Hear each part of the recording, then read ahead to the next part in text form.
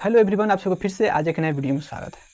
तो आज हम लोग समझने वाले हैं कि बृहद हिमालय के काफ़ी डिटेल्स में हम लोग समझने वाले हैं कि बृहद हिमालय का निर्माण कैसे हुआ, इसके कौन कौन से चोटी है, इसमें कौन सा क्षेत्र को हम क्या कहते हैं, इसमें कौन से भूगोलवेत्ता इसका क्या क्या नाम दिए, उस सभी को हम लोग आज के क्लास में समझेंगे। उसके साथ ही हम कहें कि ट्रांस हिमालय को भी इसी वीडियो में हम लोग समझने का प्रयास करेंगे कि ट्रांस हिमालय का भी बहुत सारा पर्वत चोटी है, उसका कैसा उसका ऊंचाई है, किस तरह उसका निर्माण हुआ, उस सभी चीज़ को हम लोग ट्रांस हिमालय के साथ साथ बृहद हिमालय को भी इसमें हम लोग समझने का प्रयास करेंगे। तो हम लोग आज पहले से ही मैप हम लोग बोर्ड पे बना चुके हैं ताकि हमारा कम से कम समय लगे इस चीज़ को समझने में। और मेरा कोशिश रहेगा कि बृहद हिमालय से संबंधित जितनी भी जानकारियाँ हैं, आप चाहे पीसीएस लेवल का एग्ज़ाम देने वाले हैं, चाहे सीजीएल लेवल का एग्ज़ाम देने वाले हैं, यानी आप ग्रेजुएशन के बाद में जो भी आप एग्ज़ाम देने वाले हैं उसमें इससे 80% चांस होगा, इससे प्रश्न पूछेगा तो आएगा ही। तो हम उस आधार पे ही हम इसको जो जानकारी है या जो भी इससे संबंधित प्रश्न पूछे गए हैं अब तक, वो सभी चीज़ को इसमें ऐड करके और इस चीज़ को हम लोग समझेंगे, जिससे हमको अगर एग्ज़ाम में इससे संबंधित बृहद हिमालय से अगर संबंधित कोई क्वेश्चन पूछता है तो उसको हम लोग काफ़ी आसानी से हम लोग बना पाएँ। तो हम लोग सबसे पहला बात कहें कि पहले हम लोग ट्रांस हिमालय को समझ लेते हैं, क्योंकि हमारे भारत के सबसे ऊपर का है, यानी हमारे उत्तर भारत का जो क्षेत्र है इसके सबसे ऊपरी पॉइंट है, वहाँ पर ही हम कहें ट्रांस हिमालय या पार हिमालय के नाम से जानते हैं, इसका विस्तार देखा गया है। इसके हम जो ट्रांस हिमालय का विस्तार हम लोग देखते हैं, ये काफ़ी छोटे छोटे हिस्से में इसका विस्तार है, जिसको हम लोग सबसे ऊपरी भाग को हम लोग काराकोरम कहते हैं। काराकोरम के दक्षिणी जो भाग है जो कि काराकोरम के समानांतर ही है, उसको हम लद्दाख पर्वत श्रेणी के नाम से जानते हैं। और लद्दाख श्रेणी के दक्षिण जो कि लद्दाख श्रेणी के समानांतर ही है, उसको हम लोग जोस्कर श्रेणी के नाम से जानते हैं। एक और है जिसको हम लोग कैलाश पर्वत श्रेणी के नाम से जानते हैं, जिसका क्षेत्र हम कहें कि तिब्बत में ज़्यादा विस्तृत है। तो ये 4 पर्वत श्रेणी को मिला के हम लोग ट्रांस हिमालय कहते हैं, या इसी को हम लोग पार हिमालय के नाम से जानते हैं। अब हम लोग देखते हैं कि ट्रांस हिमालय के सबसे ऊपरी चोटी यानी सबसे अधिक ऊंचाई किस चोटी की है। तो काराकोरम जो पर्वत श्रेणी है उसके सबसे ऊंची चोटी को हम लोग केटू कहते हैं, जो कि पूरे विश्व में कहें कि केटू सबसे लंबी हम कहें कि लंबाई में दूसरा स्थान आता है केटू का, जिसकी ऊंचाई हम कहें कि 8611 मीटर है। यानी पूरे वर्ल्ड में पहला स्थान पर आता है तो माउंट एवरेस्ट आता है, और दूसरा स्थान पर आता है तो यही हम कहें कि केटू आता है। केटू का पूरा नाम कहें तो गॉडविन ऑस्टिन होता है। इसकी ऊंचाई 8611 मीटर है, लगभग 3 फीट को हम लोग 1 मीटर कहते हैं। तो उस हिसाब से आप देख सकते हैं कि इसकी ऊंचाई 8611 है, तो इसमें आप 3 से गुना कीजिएगा तो आपको फीट में ये चीज़ आप निकाल सकते हैं। तो ये है जो हम काराकोरम श्रेणी के बारे में हम लोगों ने समझा। इसके बाद में देखें तो काराकोरम और नीचे हम देखें तो लद्दाख जो पर्वत श्रेणी है, इसके बीच से एक नदी निकलती है जिसको हम लोग कहते हैं स्यूक नदी। यानी स्यूक नदी काराकोरम और लद्दाख नदी के बीच से, काराकोरम और लद्दाख पर्वत श्रेणी के बीच से होकर गुजरती हैं। उसके बाद में हम देखें कि लद्दाख और जोस्कर जो श्रेणी है, इसके बीच से हम कहें कि सिंधु नदी निकलती है, जो कि बहुत महत्वपूर्ण है। यानी सिंधु नदी किन 2 पर्वत श्रेणियों के बीच से निकलती है, तो यही कहें कि लद्दाख और जोस्कर पर्वत श्रेणी के बीच से हम कहें कि सिंधु नदी निकलती है। उसके बाद में हम कहें कि जो लद्दाख पर्वत श्रेणी है, इसकी सबसे ऊंची चोटी को हम लोग राकापोशी कहते हैं, जिसकी हम ऊंचाई कहें कि 77-78 मीटर है। यानी लद्दाख पर्वत श्रेणी की सबसे ऊंची चोटी को हम लोग राकापोशी कहते हैं, जिसकी ऊंचाई कहें कि 77-78 मीटर है। उसके बाद में अगर हम लोग देखें तो जो निचली हिस्सा है, जिसको हम लोग जोस्कर पर्वत श्रेणी कहते हैं, इसकी सबसे ऊंची चोटी को हम लोग माउंट कमेंट के नाम से जानते हैं, जिसकी ऊंचाई देखें तो हम लोग 77-56 मीटर है। यानी हम लोग तीनों जो पर्वत श्रेणी है काराकोरम, लद्दाख, जोस्कर, इसकी ऊंची चोटी को भी हम लोग देखें। एक और है जिसको हम लोग तिब्बत के क्षेत्र में कहते हैं, जिसको कैलाश पर्वत श्रेणी के नाम से जानते हैं। यह हमारे हिंदू धर्म के जो शिव भगवान है उनके उपासना से यह क्षेत्र काफ़ी प्रसिद्ध है। और यही कैलाश पर्वत के पूर्व में कहें कि मानसरोवर झील है, यही से हम कहें कि सिंधु नदी की बहाव होती है, और वहीं कहें मानसरोवर झील से ही हम कहें कि ब्रह्मपुत्र नदी का भी निकासी होता है। तो मानसरोवर झील भी काफ़ी महत्वपूर्ण है। यहाँ से 2 बड़े नदी का निर्माण होता है, एक सिंधु नदी और एक कहें कि ब्रह्मपुत्र नदी। उसके बाद में हम लोग देखें कि जब हम लोग 4 जो पर्वत श्रेणी को मिला के हम लोग ट्रांस हिमालय या इसी को पार हिमालय के नाम से जानते हैं। उसके बाद में अगर हम लोग देखें तो जो ट्रांस हिमालय और बृहद हिमालय का जो भाग है, तो इसके बीच का जो क्षेत्र है, इसको हम लोग सच्चर जोन के नाम से जानते हैं। यानी ट्रांस हिमालय और बृहद हिमालय के बीच के भाग को हम लोग सच्चर जोन के नाम से जानते हैं। अब उसके बाद में हम लोग समझेंगे कि बृहद हिमालय का विस्तार कैसे हुआ, इसका निर्माण कैसे हुआ। तो सबसे पहला बात कहें कि हमारा जो वर्तमान में जो बृहद हिमालय जहाँ पे है, आदिकाल में वहाँ पे बृहद हिमालय करके किसी भी तरह के पर्वत पठार नहीं था। यहाँ पे हम कहें कि 33 सागर था, जहाँ पे आप बृहद हिमालय, मध्य हिमालय, बाह्य हिमालय देखते हैं, यहाँ पे 33 सागर हुआ करता था पहले। जब हम कहें कि भारत का प्लेट और तिब्बत का प्लेट, जब दो प्लेट जब आपस में टकराया, तो यही जब दो प्लेट टकराया तो आपस में ही जो तैंतीस सागर था ये ऊपर उठ गया। जब ऊपर उठ गया तो इसी जब ऊपर उठा तो उसी में हम कहें कि बृहद हिमालय का निर्माण होता है, मध्य हिमालय का निर्माण होता है और बाह्य हिमालय का निर्माण होता है। तो आदिकाल का कहें कि 33 सागर ही आज के समय में हम लोग उसको बृहद हिमालय कहते हैं।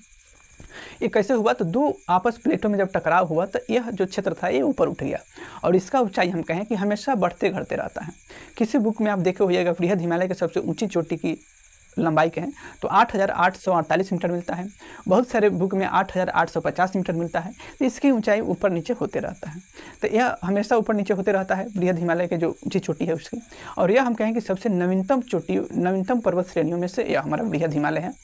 और हम कहें कि अब हम लोग बृहद हिमालय का विस्तार देखें तो यही हमारा बृहद हिमालय का विस्तार देखें तो जो हमारा जम्मू कश्मीर में नंगा पर्वत से लेके और अरुणाचल प्रदेश में नमचा बरुआ जो पर्वत श्रेणी है यहाँ तक इसका विस्तार है। बृहद हिमालय की चौड़ाई क्या है कि लगभग 40 किलोमीटर तक इसका चौड़ाई है बृहद हिमालय का। और सबसे ऊंचा अगर हाइट क्या है यानी बृहद हिमालय की सबसे ऊंची चोटी क्या है कि पूरे वर्ल्ड में प्रथम स्थान पर आता है, जिसको हम लोग माउंट एवरेस्ट के नाम से जानते हैं, जो कि पूरे वर्ल्ड में सबसे ऊंची चोटी है, जिसकी ऊंचाई हम कहें कि 8,848 मीटर है। कहीं वहीं 48 की जगह 50 भी बहुत सारे बुक में देखने को मिलता है। तो ये है हमारा बृहद हिमालय, जिसकी चौड़ाई हम कहें कि 40 किलोमीटर है। और बृहद हिमालय की लंबाई कहें तो लगभग हम कहें कि 2400 किलोमीटर है, जो कि चौड़ाई में कहें कि जो कि हम बृहद हिमालय के जो हम लंबाई के बारे में कहें तो पूरे वर्ल्ड में चौथे स्थान पे आता है। पहला स्थान कहें तो पूरे वर्ल्ड में एंडीज का स्थान होता है, जो कि लंबाई में सबसे अधिक इस पर्वत श्रेणी की लंबाई है। उसके बाद में आता है दूसरे नंबर पे रॉकी और तीसरे नंबर पे आता है ग्रेट डिवाइडिंग रेंज, यानी 3 पर्वत श्रेणियों के बाद में हमारा बृहद हिमालय का स्थान आता है। तो ये है हमारी लंबाई की दृष्टि से हमारा बृहद हिमालय का स्थान चौथा आता है। ऊंचाई की दृष्टि से देखा जाए तो हमारे पूरे बृहद हिमालय पर सबसे ऊंची चोटी है तो माउंट एवरेस्ट है, जिसकी ऊंचाई 8,848 किलोमीटर है। उसके बाद हम लोग देखें कि एक वैज्ञानिक है सिडनी बुराट, जिन्होंने कहा गया कि पूरे बृहद हिमालय को 4 भागों में इन्होंने बांटा था। तो पहला हम देखें कि यहाँ पे जो नंगा पर्वत है यानी सिंधु नदी से लेकर सतलज नदी तक का जो क्षेत्र है इसको उन्होंने कश्मीर हिमालय के नाम से जाना। उन्होंने इनका नाम दिया कश्मीर हिमालय, यानी सतलज जो सिंधु नदी से लेकर सतलज नदी तक का जो बृहद हिमालय है इसको हम लोग कश्मीर हिमालय के नाम से जानते हैं। यानी जो सिडनी बुराट साहब थे इन्होंने बृहद हिमालय को बांटा था 4 भागों में। तो वहीं 4 भागों में एक उन्होंने दिया था कश्मीर हिमालय है, जो कि सिंधु नदी से लेकर सतलज नदी तक है। उसके बाद में उन्होंने कहा कि सतलज नदी से लेकर काली नदी तक का जो क्षेत्र है इसको उन्होंने कहा कि इस क्षेत्र को हम लोग कुमाऊं हिमालय के नाम से जानेंगे। तो 2 हो गया। और तीसरा जो है काली नदी से तीस्ता नदी तक का जो क्षेत्र देख रहे हैं इस क्षेत्र को उन्होंने नेपाल हिमालय के नाम से जाना कहा। उसके बाद में जो तीस्ता नदी है वहाँ से लेकर और नमचा बरुआ तक का जो क्षेत्र है इसको उन्होंने असम हिमालय के नाम से दिया। यानी यह 4 भागों में बांटा। पहला उन्होंने नाम दिया कश्मीर हिमालय, दूसरा उन्होंने नाम दिया कुमाऊं हिमालय, चौथा उन्होंने कहा नेपाल हिमालय और तीसरा कहा नेपाल हिमालय और चौथा उन्होंने कहा असम हिमालय। यानी उन्होंने 4 भागों में बांटा। उसके बाद में देखें कि यहाँ पे जो ऊंची पर्वत चोटी है उसका हम नाम देखें बृहद हिमालय। तो बृहद हिमालय के सबसे पश्चिम से शुरू करें तो सबसे पश्चिम में है नंगा पर्वत। नंगा पर्वत इसको इसलिए कहा जाता है क्योंकि यहाँ पे काफ़ी अधिक बर्फ होने की वजह से यहाँ पे पेड़ पौधे बहुत कम उगता है, जिसकी वजह से इसका नाम हम लोग नंगा पर्वत कहते हैं, जिसकी ऊंचाई क्या है कि 81-26 मीटर है नंगा पर्वत का। उसके बाद में हम लोग देखें तो हमारा जो उत्तराखंड का क्षेत्र है यहाँ पर एक पर्वत श्रेणी है, यहाँ पे सबसे ऊंची पर्वत चोटी है जिसका हम नाम कहें कि नंदा देवी है, जिसकी ऊंचाई कहें कि 78-16 मीटर है। उसके बाद में कहें नंदा देवी के बाद में जो कि पूर्णतः हम कहें कि नेपाल के क्षेत्र में आता है धौलाधर पर्वत चोटी है, जो कि बृहद हिमालय का है। उसके बाद में कहें कि अन्नपूर्णा है। उसके बाद में हम कहें कि मनसालू है। उसके बाद में गौरी शंकर। उसके बाद में माउंट एवरेस्ट, जो कि यह पूरे वर्ल्ड में सबसे ऊंची चोटी है। उसके बाद में है मन कालू। यहाँ तक हम कहें कि जो भी ऊंची चोटी है सभी नेपाल के क्षेत्र में था। उसके बाद में कहें कि एक कंचनजंगा है, जो कि हमारे भारत के सिक्किम राज्य में स्थित है, जिसकी ऊंचाई कहें कि 85-96 मीटर है कंचनजंगा, जो कि हमारे भारत के सिक्किम राज्य में स्थित है। उसके बाद में हम लोग कहें कि नमचा बरुआ जो पर्वत श्रेणी है इसके सबसे ऊंची चोटी, जिसकी हम लोग हाइट क्या है कि 77-58 मीटर मिलता है। यानी ये जो भी पर्वत श्रेणियाँ थी सभी बृहद हिमालय का ही पार्ट है। ये जो भी हम अभी तक देखें तो बृहद हिमालय की जो भी ऊंची चोटी था उसको हम लोगों ने देख लिया और समझ लिया। उसके बाद में इसमें और भी बहुत सारे पर्वत श्रेणी है या चोटी है, उसको भी हम लोग देखेंगे आने वाले समय में। अगर हमको आवश्यकता अनुसार जहाँ पे जरूरत पड़ेगा उसको हम लोग समझने का प्रयास करेंगे। तो ये है हमारा बृहद हिमालय से संबंधित जो भी जानकारी है वो था। यहाँ पे 1-2 प्रश्न पूछा जाता है बार बार कि भारत में सबसे ऊंची चोटी कौन सा है। तो यहाँ पे क्या आता है, केटू का नाम आता है। यानी केटू जो अब देख रहे हैं पर्वत श्रेणी है, इसकी सबसे हाइट ऊंची है, यानी भारत की सबसे ऊंची चोटी केटू आता है।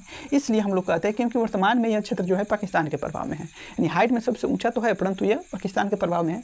इसलिए हम कहते हैं कि भारत का है, परंतु हो सकता है भविष्य में ये मेरा हो सके, जिसका हाइट हम कहें कि लगभग 8611 मीटर है, जो कि काराकोरम पर्वत श्रेणी पर स्थित है।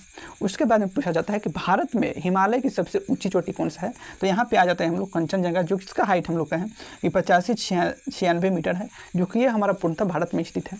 उसके बाद में हम कहें कि हम लोग हिमालय की सबसे ऊंची चोटी किसको कहते हैं, तो वहाँ पर हम लोग माउंट एवरेस्ट के नाम से जानते हैं। ये 3 प्रश्न होता है काफ़ी महत्वपूर्ण, जो कि बृहद हिमालय से संबंधित है, और यह पहले प्रीवियस ईयर के एग्जाम में इसको पूछ चुका है, इसलिए हमने इसमें दोहराने का प्रयास किया है। बाकी आप इससे क्या समझे, क्या सीखे, आप अपना भी इसमें राय बताना मत भूलिएगा। इसमें थोड़ा हो सकता है कि वीडियो का क्वालिटी थोड़ा कम होगा, इसलिए हम इसमें सभी चीज़ों को, सभी बातों को हमने बोलकर समझाने का ज़्यादा प्रयास किया है। बाकी आप इसे क्या समझे, क्या सीखे, आप अपना राय भी इसमें बताना मत भूलिएगा। बाकी हम फिर मिलते हैं नेक्स्ट वीडियो में। जय।